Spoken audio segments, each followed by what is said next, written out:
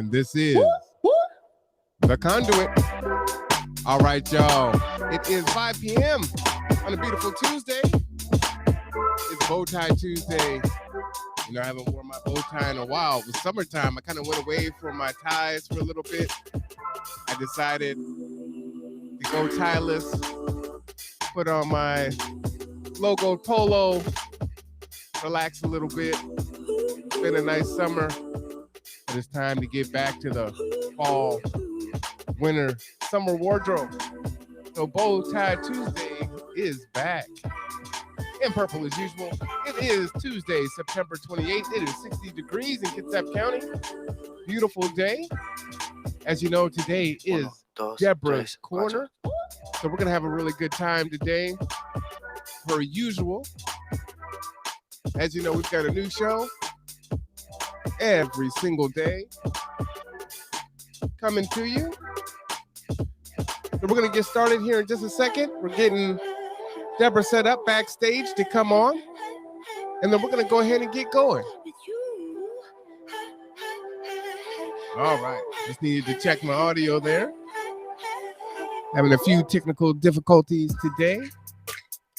But you know how we say, we just ride the wave and do our thing. I got to make sure that I'm good today. As you see, my chair is behind me. I'm actually on my ball today. So, you know, got to make sure that I don't distract too much from bouncing on the ball. But yeah, you know, today was an interesting day. As you know, there was a protest downtown. We'll be getting into that at some point in time. So stay tuned for that. That conversation definitely needs to be had, especially, you know, both sides, you know, not just one side. And we do need to find a way to establish dialogue, which I think is critical if we're going to find a way to move forward. We don't always have to agree, but if we can maybe find common ground, we can get an opportunity to make some changes. Now, everyone needs to know to save the date for the 9th annual Washington State African American Achievement Awards. This will be February 19, 2022 in Bremerton, Washington, featuring Leandria Johnson, and she is a Grammy Award winner, two-time Stellar Award winner. So this is going to be special. I've already marked my calendar down for this. Cannot wait. So please mark your calendars, February 19, 2022. I know Valentine's Day is on the 14th, but this is a great date event. So consider, you know, coming to the event. Well, whether it's Valentine's Day or not, definitely do that. All right. All right. Well, we're almost ready to bring Deborah on. So we're going to go ahead and get ready to do that. I hope everyone has had a fruitful day. I know that I have. Like I said, it's pretty interesting. Let me go ahead and get her going here. I do not see Miss Deborah's camera.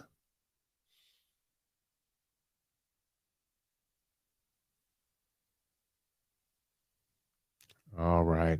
Miss Deborah, if you can hear me, why don't you come on and turn your camera on?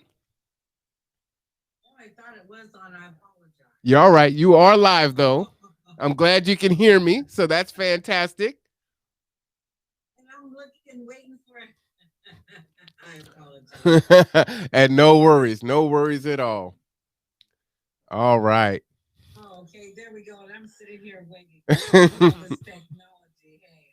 Hey, no, it's good to see you. You know what I'm gonna do is I'm gonna switch your camera one more time. I like a different picture of you.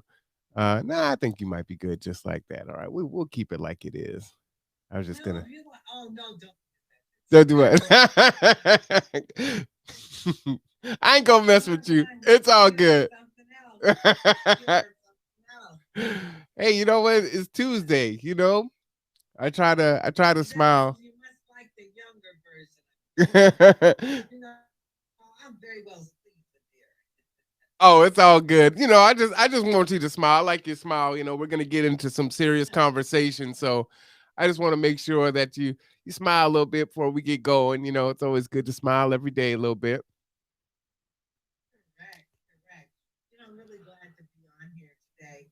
And my topic today, and I wanted to share it, is called Eyes Wide Open. And there's some serious things that have been going on with me and the community, with the leaders, with the county, with KCR, and with the rescue mission. And I wanted to share a little bit and make sure, when we're doing things and working with individuals, that our eyes are wide open.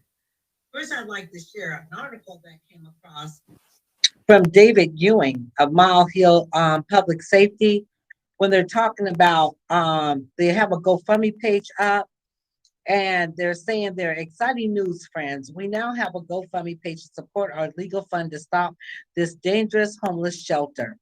They want you to chip in $50 today to support the desperately needed and spread the word by sharing the campaign with your neighbors and friends. From Dave Ewing. Well, some surprising news. It's not really surprising because I discerned that spirit already, and this is what I felt already. One and they took these shots and put them on their Facebook page. It says the Kids at Rescue Mission, that troubled organization selected by the county to operate the proposed Mile Hill shelter, recently announced the hiring of a new executive director to begin next month. And David goes on to say, I'm thinking they're forcing Olston out over her mismanagement of racist swear jar incident and the disastrous loss of their Bremerton building. Now, racism is alive and well here in Kitsap County. Whoever says that it's not, that is not true. Surviving Change, Hope 360, the Midway clients, tenants, they have experienced that, and they're still experiencing it. But my thing was, I believe that the people who engage with Miss Olson, I believe in what's in you will come out.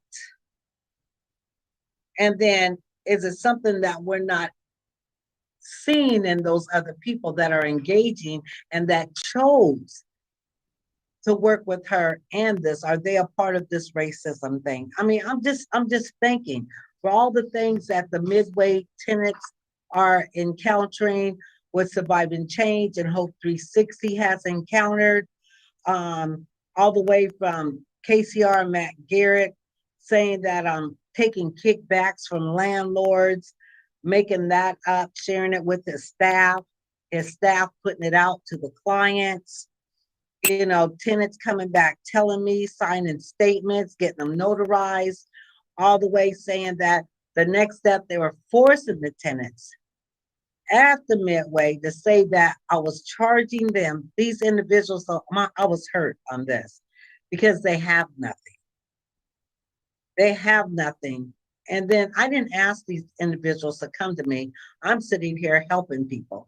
And they're coming to the office or calling me or their parents with their disabled loved ones that are there at the hotel, coming to the office wanting to know what the hell is going on. My son has MS, you know. I mean, I was just heartbroken for them to be making up these allegations, false allegations on me. So my thing is, um, I'm not surprised about this racist statement or what's been going on with the mission. My thing is worrying about the circle that's been hanging with her and supporting her. Do they support this racism that dwells in her? I mean, we noticed it when we met with them and the deceiving, the deframing they did on me. That brings a concern to me. Some of these people are running for office.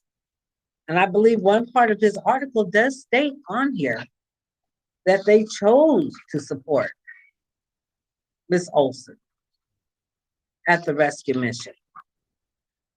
And another thing, and I'm not going to be on long tonight, but this racism has been weighing on my heart, you know, and I've been praying about it.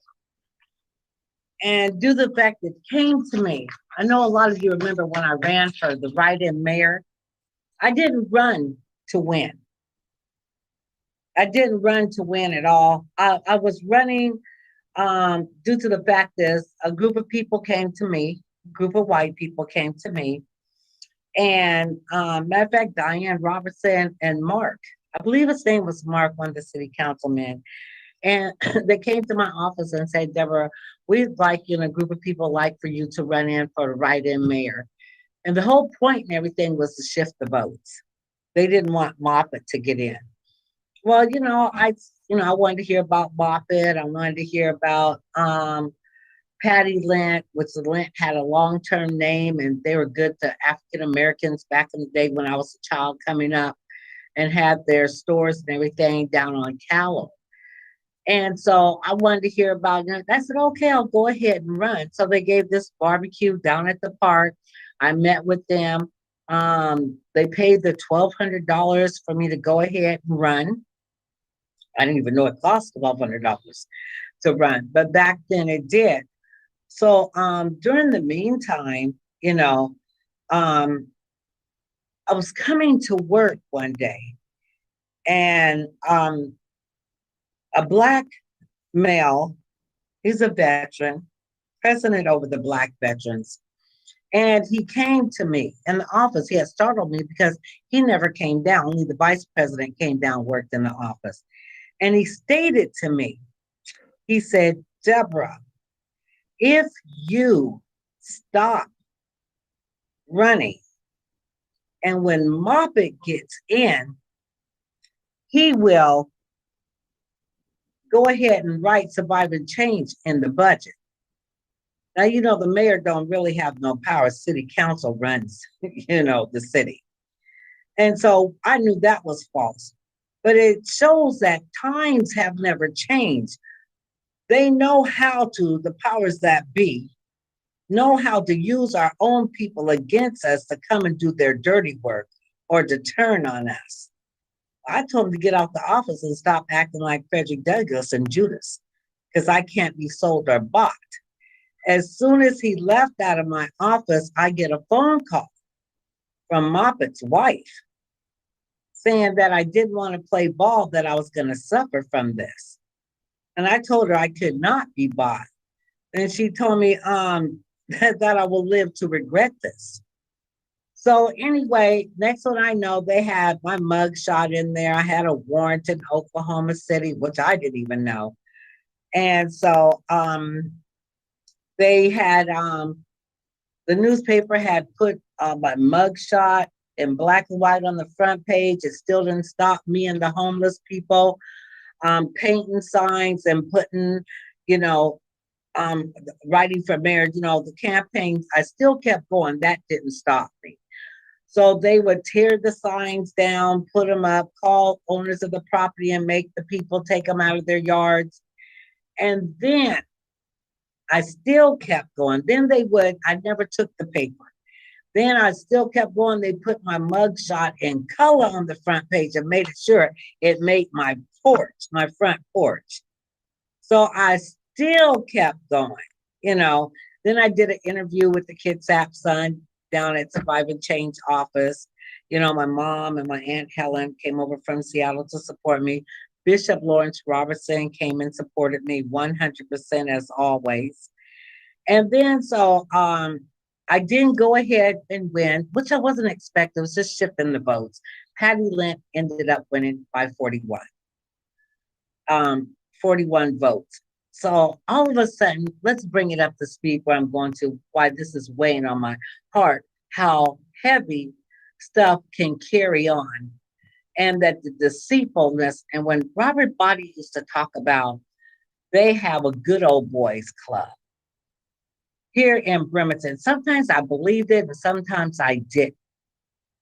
But I had to hire an accountant last Saturday, not this past Saturday, but Saturday before. I'm sorry, it was on Sunday because I couldn't get the accountant. I had to pay extra to come in and audit our numbers, to see where we are with the TRAP program and our clients and to make sure our numbers were going to match their numbers, and to make sure our things was, leveling out, balancing out, excuse me. So the accountant was sitting here and so was Agnes. And they were sitting across from each other on their laptops, and I'm working on something at the end of the table. So all of a sudden he turns red. Now, mind you, he's white.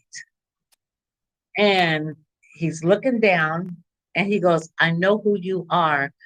It's all coming back to me. Well, I've been knowing you for quite a long time. He goes, in other words, to me, he was confessing coming clean. At first we were shocked and Agnes got kind of scared. This is what he said. He goes, they were really after you when you were running for mayor. They were really worried about you if you're going to win. I said, what? He goes, yeah, there's a group of people and that came, they were police officers. Some were police officers. And then he would stop and say, I don't know why I was at this meeting. I don't know why I was at this meeting. And why you was at that meeting, So let's stop saying that. Just get to the meat of what you're trying to say here. He goes, well, we had a meeting. They really wanted to come after you and you're running for mayor. And then I told him today to make sure I got more information and got it clear because I want to hear it again and hear the whole story. He's had stated, yep, they were really after you. And there is a good old boys club here. And he was working for the county at that time. And they had asked him, he shared this with me today, they wanted me to get your mug shot. I told them that I couldn't, that it was illegal, but they found another way. And that's when they took your picture and posted it all up against the fence up there off of Naval. And that scared Agnes. But that tells you how they can get together and do this type of dirt. You know what I'm saying?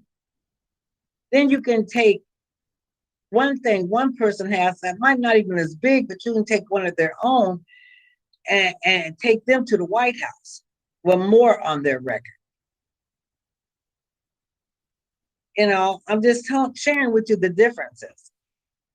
But we're quick to jump on the bandwagon if it's a person of color that has something that's minute. I mean, you know what I'm saying? So to share this with you, what keeps going on, and it's out there. It's out there. I had a meeting, me and my staff did, and I'll tell you, the county has always had an open door. Charlotte Garrido, I love her. I'm voting for her. But sometimes you can't help who you hire. Who knows anybody? That even goes for me. Don't think I'm perfect because I'm not. Believe that. And we had a meeting with one of the staffs over there. And as we were coming out the meeting, this time he was acting very, very different. So his behavior was off. He wasn't engaging. He wasn't receiving. And, we wasn't belligerent, hostile, as they tried to label us. As soon as we step out the door, I didn't know right out the door, I had the deputy sheriffs out there. Had one. And I said, whoa, what is this? Now, we done been over there many times to your office. What's going on here? And so, as who I am, I did ask. So, they just, how sigh, and the one lady, And I said, see, you guys, I'm trying to teach you. Keep your eyes wide open. I be telling everybody we're living in the last days. This stuff has got to cease. We're in survival. Have you not looked and seen the food is depleting from the stores. We're not getting stuff back in. At one point in time, they didn't have enough metal to make license plates. Famine is on the rise. We have to come together as one.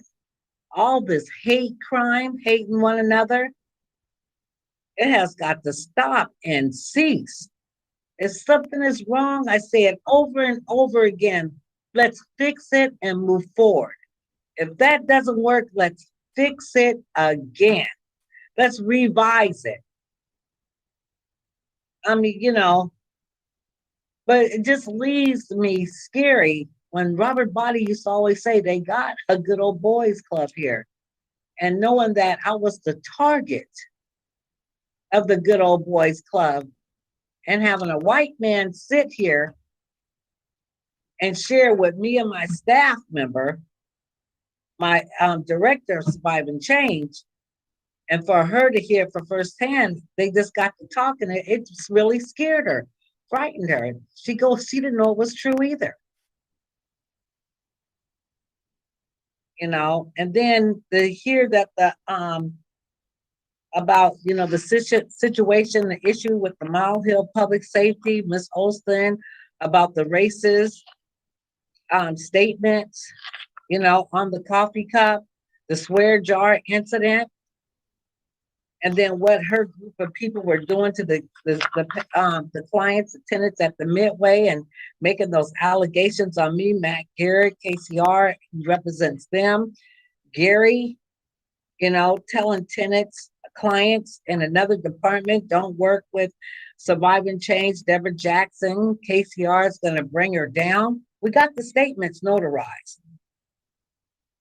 Here we're sitting up with thinking we're partnering with them, have a wonderful podcast. You know what I'm saying? Thinking we're building and mending fences and building a relationship, and it's all false fronts. I find out after we did that wonderful podcast and I brought those landlords together to partner with them that it was all fake. I get a phone call that night. She left the podcast because she had to tell me, what Gary and the veterans had told her from KCR what was going on. I went down the next day to talk. Kanisha and I did to talk to Matt about it. He didn't take us in the office. We spoke outside. Only thing he could say, not that he was sorry. Only thing he could say, well, Deborah, I wouldn't mind if you just walked away from this right now. Was that the intent for me to walk away because of what they were doing behind our back, undercutting with the Midway to get me out the way? So they can just smooth on in there to evict those innocent people? I'm just sitting back watching and looking. Motive. I'm just, my eyes are wide open. And I'm not saying everybody's bad down there, because there's several people down there that I love. That I love down there at KCR. But they fought those that have the power that does wickedness, and they have the power and people fought them. You can say one thing on a person of color, negative. They'll run with it, explode with it, turn it, flip it around, or add to it, and try and kill you, derail you, defame you. I'm not ashamed of my background. I'm not. It made me who the woman I am today. I am very proud. I think I did a damn good job on my children. To flip that. I come from survival of the fittest, always in survival mode. I did have some damn good mentors that never always believed in me. And I'll love them till the end, because they never gave up on me. I guess that's why I have a passion for the underprivileged, the challenged. And they always say I never give up on them. I'm hard on them, because I know they can do it. I believe in them more than they believe in themselves. So I just want to say, keep your eyes wide open and can we start loving one another? You know, but my eyes are wide open and things are just coming together, especially the article that came out that David Ewing posted, about Miss Olson, you know, about her mismanagement of the racist swear jar incident. Mm. And all those who rallied behind her. And another thing I just wanted to share also, I'll never forget a meeting that we had down at KCR. There was several of us down there. Myself, Marwan, Pastor Manning, and Miss Olson and her representative, who writes a lot of her programs from out of Alaska. And another representative from KCR was there, and several of them, John, and then 9 of my staff members, 7 to 9 of them, we were sitting there. And I'll never forget when Mr. Washburn had stated that even if they didn't take over the Midway Inn, that they would go ahead and purchase it later on so that they could have um, a shelter on the east side and in Port Orchard, you know. And so ever since that statement and whatever relationship Matt had made with Eli, one of the owners, they were, the people were just going through hell, being locked out of their room, not getting toiletries, not getting towels, and no type of service, locked out their rooms. They even went to the point where Jeremiah was going around with a gun to get some of them to move out. These people were enduring a lot. I still even have some crying to this day, And Matt did put a lot of bugs and words, in Eli's ear. I mean, you wave a check and I'm going to sell my property. I'm going to do anything to make it happen. And these people endure a lot. They're still enduring. I'm sending so many back down the KCR. Miss Bonnie's still doing her thing, putting people out, got a check when they come from KCR. Leroy comes in the office and, this is what's happening to me. I said, go to KCR. They didn't believe that she was doing this, but it was supposed to have been me. They was hoping that I was getting some money. You know what I'm saying? Then people didn't have nothing. And certain type of people, they ain't gonna give up no money. Yes. So them being accused that, but I'm just saying my heart's weighing heavy, but my spirit is willing. And I'm just here to tell you I'm still standing. Those that get up and work on and have meetings about me, shame on you. How could you give that person that much power over you when you spend all that good energy that you have on trying to tear somebody down, try to derail an individual, defame them? You have that much hatred in your heart. You group of people to go after one individual. But I'm going to tell you, I prayed for you the other night. I did. I prayed for you. It's scary that type of spirit dwells in you and amongst you, within you. Hey, folks, this is Deborah in your corner. I appreciate it. Tune in next Tuesday. We love you. Please don't forget about our Christmas program, Hope 360. We're still looking for donors to donate. This year we have, usually I go up to 300 children, but we have 208 children to provide gifts for this year. So we're looking for sponsors for these underprivileged single family homes. COVID is out there. Delta variant is uploading. 3 of my staff members have lost family members this week since last Friday. Pastor Manning of House of Refuge, he lost his mother on Friday. Teresa, one of our staff members, just lost her daughter. And then today, Agnes and Lupe lost their brother today. So, it's been tough, but God is good and they still have strength, and they're still standing. So, I just want to say hello. Thank you for tuning in. Hope to see you Tuesday. Come back to Deborah's Corner. And don't forget, Leandria Johnson on February 19th. And we look to see all of you there at the Washington State Deborah, African American Achievement Awards. Yes. Deborah, let me ask you a couple questions.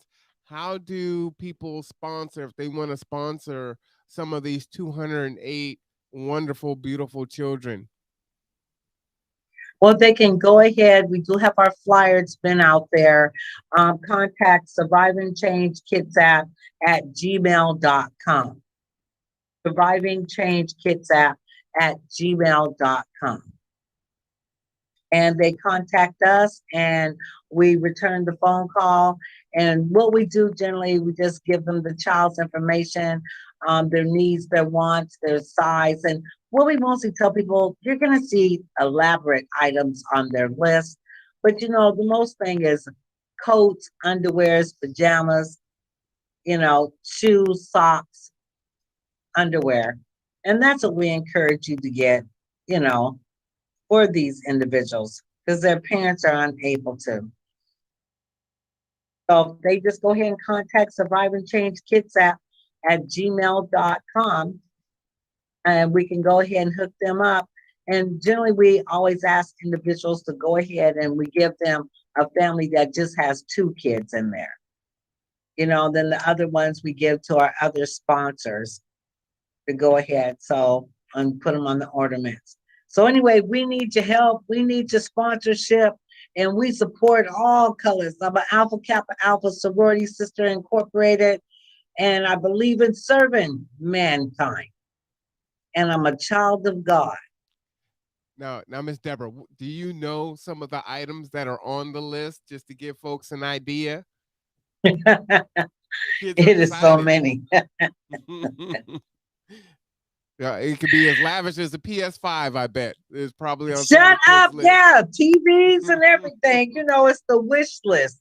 You know what I'm saying? Because they don't have, they put TVs. But what is so amazing about some of this?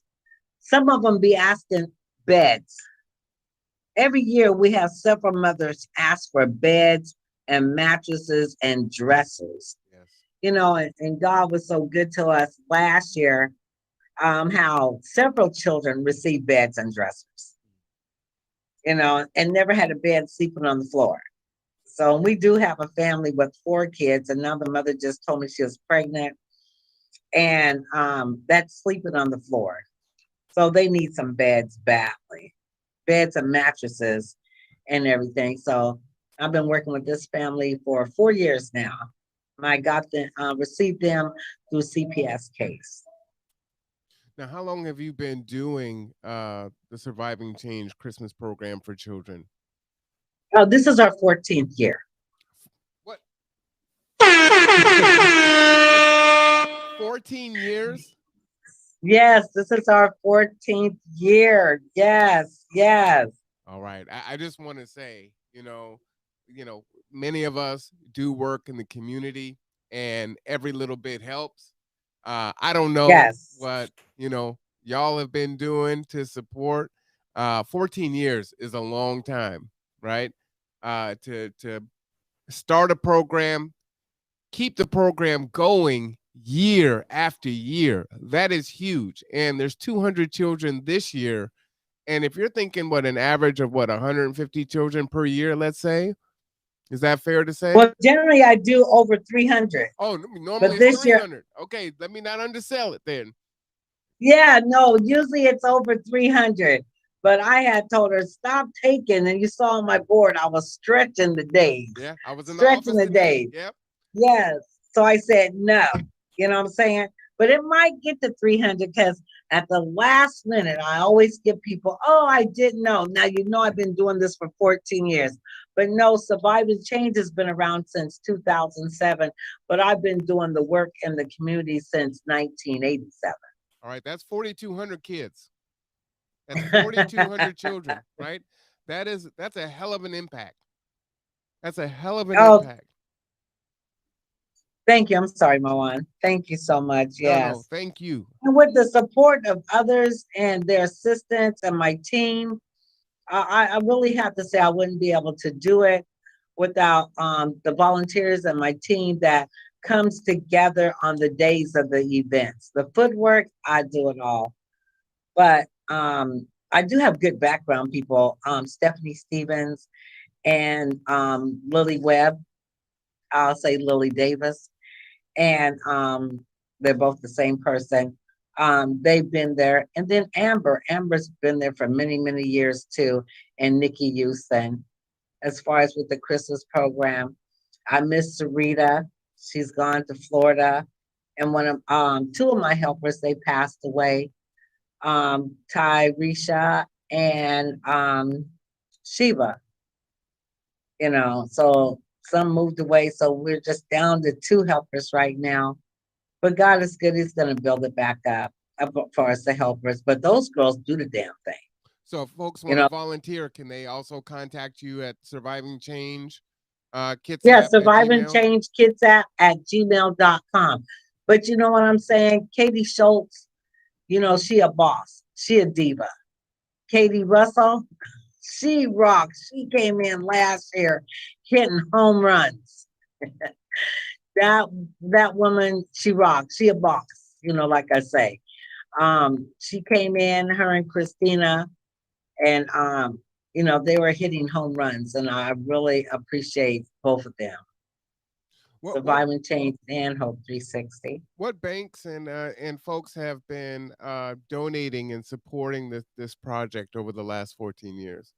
Oh, well, we've been receiving, if you go to my webpage, it has all of our sponsors on there. If you go to surviving-change.org, and you'll see all of our sponsors on there over the years that have sponsored many different programs, events that Surviving Change does and has. So if they can go to surviving-change.org and they can go to our sponsor page, and they can see those. Because I want to give credit to those that sponsored, because that makes these individuals are in the grind and loves our community as much as I am married to the community. Absolutely. Is it possible for some of the banks, if let's say I banked at one of the sponsor banks, I could, while I'm in there, say, hey, I would like to donate to the kids right then and there, and they would pass that donation on to you? Oh, yes. So what they do and everything, we have our ornaments with their cutout already, and like a Christmas Santa Claus, a candy cane, and Lily. Stephanie cuts them all out, and Lily does all the writing of their needs and wants. And what one bank does, they hang a wreath and loop it around, and they hang a string and hang all the ornaments. And when the customers come in, they ask them, would you like to sponsor a child? So they ask them to take one off the wreath, and then they ask them to bring it back. We have a sign up when to go ahead and bring the gifts back, and so that's why we have the Christmas giveaway, on December 23rd at 5 o'clock, but we have the pop-up vaccine clinic at 3 o'clock. All right. So that So is yeah, December so we do 23rd. support. I believe in being healthy, and we want to be in compliance with the healthcare district, because we want things to stay open. And that's at Sinclair Baptist, right? Yes, at Sinclair Missionary Baptist Church. Correct. At what time? The Christmas giveaway is at 5 o'clock, and it's only for those, let me keep repeating myself. It's only for those who have signed up for the Christmas program, the Christmas giveaway. But our clinic starts at 3 o'clock. Our pop-up clinic is at 3 o'clock. And we also have partnered with the Seattle Foundation, the All-in-One, for this pop-up clinic as well. I've been working with them this week. So I'm always working day and night. I get up at 3 in the morning. So, I'm really excited. So we have many different programs that people want to come down, volunteer.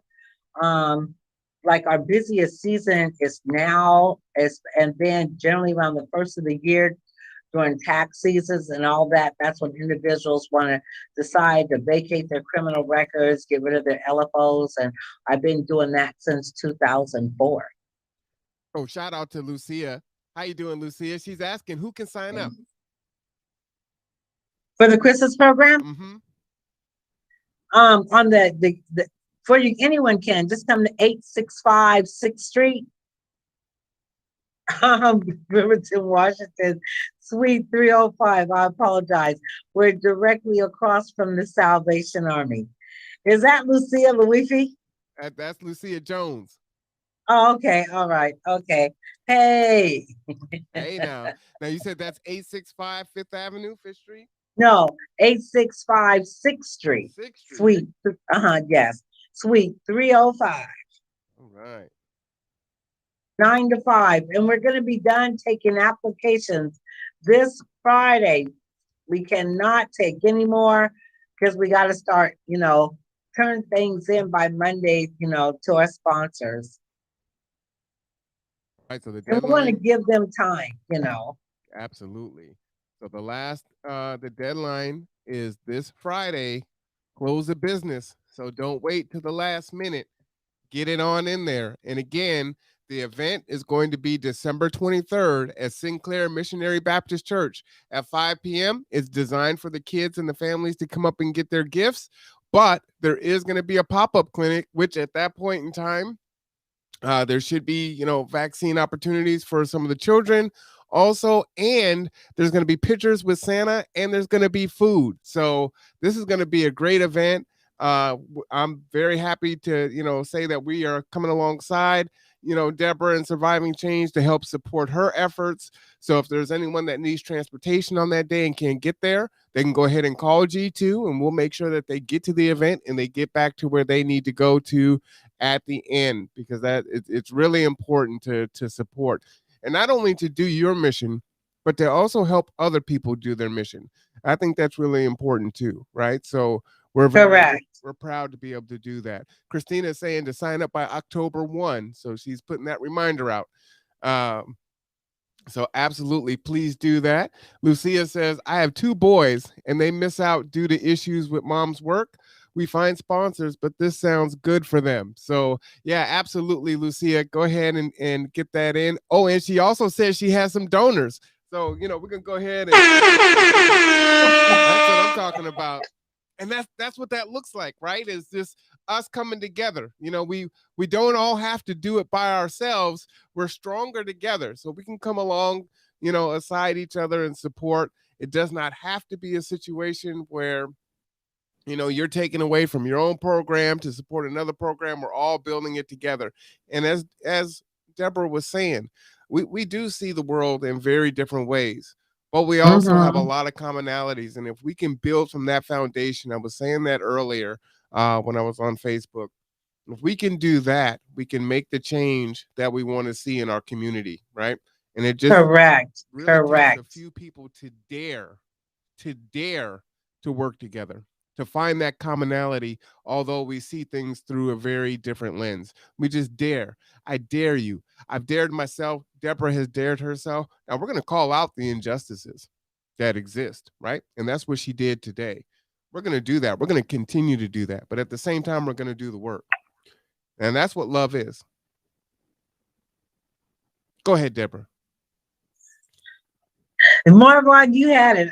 I just wanted to tell them, see me next Tuesday. All right.